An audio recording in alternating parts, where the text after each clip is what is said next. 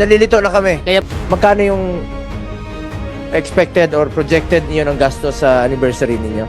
130 million pang anibersaryo? Ilang pasyente ang matutulungan niya? Magkano yung expected, bigyan ko kayo ng chance naman to explain. oo. Magkano? Mr. Chair, the initial proposal ay 138 billion proposal. Initial. Para saan yun, Mr. Chair? Anniversary nga, ma'am. Anniversary. po. Anong anniversary? Oo. 130 million pang anibersaryo?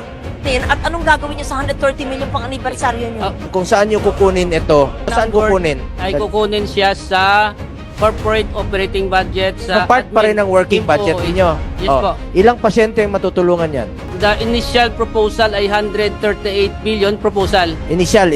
Para saan yun, Mr. Chair? Anniversary nga, ma'am. Anniversary po. Anong anniversary? Oo. 130 million pang anibersaryo? Saan nyo kukunin ito? Ang gagawin nyo? Una saan kukunin at anong gagawin nyo sa 130 million pang anibersaryo nyo?